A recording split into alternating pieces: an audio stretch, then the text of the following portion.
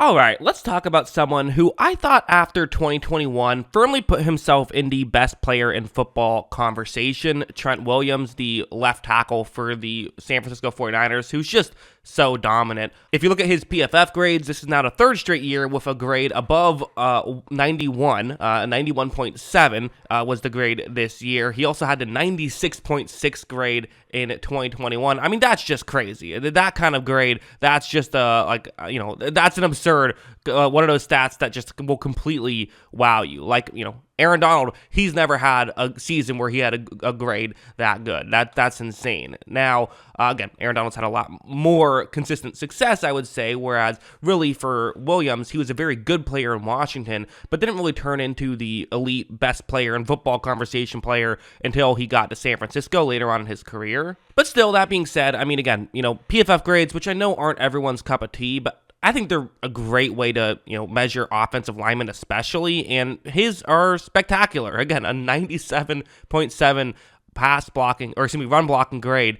in 2021. Absolutely insane.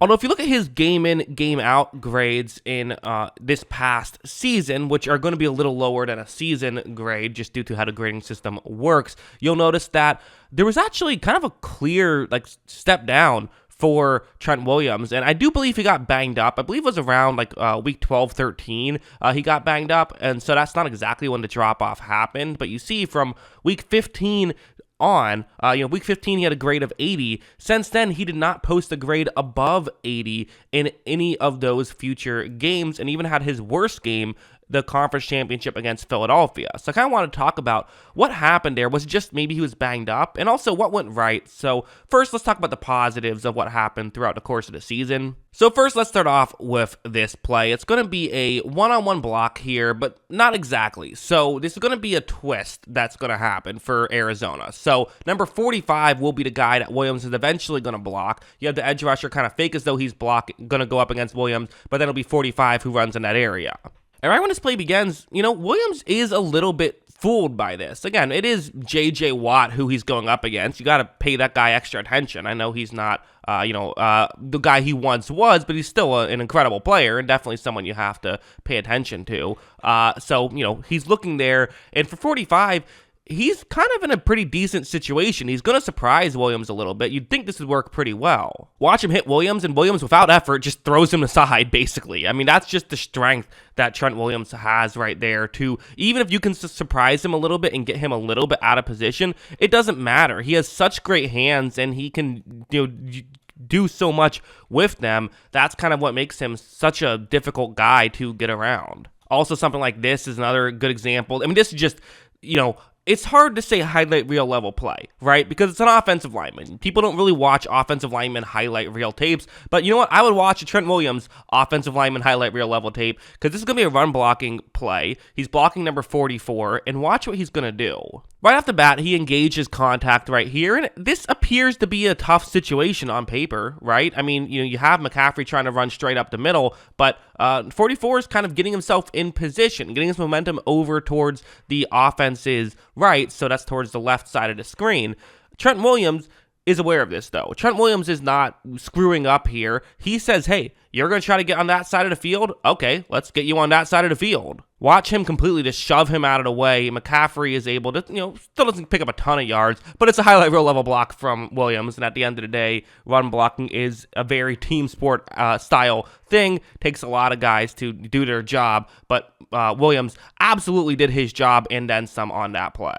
Also, heading over to stuff like this. This is something I almost never see. I don't really see anyone else do this. I'll say this. Williams is the one guy I see consistently be able to do stuff like this, where it's going to be a running play to the offense's left, but they're going to pitch it back to the halfback. So it's not like a typical running play. Williams is going to be, as a tackle, going to be getting to the outside to try and make these blocks, which is difficult, right? He has to have the athleticism to get out there. But watch how when this play begins, he does. He does have that athleticism to, even when he's blocking defensive backs, he's able to get in position. Because that's the difficulty, right? I mean, being able to block a defensive back on paper seems like it should be easy. You're an offensive lineman, go block a defensive back. That's a massive mismatch. But sometimes it can be an issue just because defensive backs obviously are shifty and can move better. And sometimes that creates issues for offensive linemen. But Williams moves so well, he's still able to get himself in position. And then watch what he does with it. He just completely takes that player out and still blocks another defensive back. He blocked 2 guys on that play, which allowed McCaffrey to pick up a ton of yards. Again, he's just different. He's just one of those guys where it really is, there's only a few guys in the NFL that I really feel that way about. I think it really is. It's Mahomes, it's Williams, and it's Aaron Donald. Those are the 3 guys that you watch and you're like, they're just, there's elite players, and then there's one step above, and to me, that's where Trent Williams is. I suppose I would throw Derrick Henry in there as another one, and maybe as I'm thinking, I'll think of someone else. But for me, those are the players that you look at and say, yeah, they're just different. But now let's go over it. We're not going to spend forever on this. Let's spend a little bit of time on the Eagles game. Was it actually a bad performance, right? Because again, PFF grades, I like them a lot. They're not gospel. I do always try to watch film before I give an actual opinion on this channel. I don't just, look at stats and make my opinion that way. Film is a very important part, in my opinion, of, knowing these things. Okay. What happened in that Eagles game that he did not get graded very well, going up against Brandon Graham, which there's no shame in losing to Brandon Graham, very good player, but watch what's going to happen here. So right off the bat, you see that Trent Williams, for one thing, kind of allows himself to get pushed very far back. He kind of gets caught flat-footed a little bit, tries to lose some ground to get the hand placement he wants, but at this point, Graham still has the hand placement he wants and can try to bull rush here. He does, in fact, bull rush Williams backwards and is able to get some contact on Josh Johnson on that play. So, yeah, I did think it was a bit of a bummer performance from Trent Williams. He wasn't bad, and he was going up against really good players, so it makes sense that, okay, you got beat by Brandon Graham. It happens. But yeah, he got beaten that game. He did. I did think that sort of towards the end of the year, there was a bit of a drop-off, which to me, given the fact that he was still really good up until, a definitive point, and then post-week 15, he significantly took a step back in every single game, leads me to believe that there was some sort of injury that maybe was a bigger deal than we had realized. Although also worth mentioning,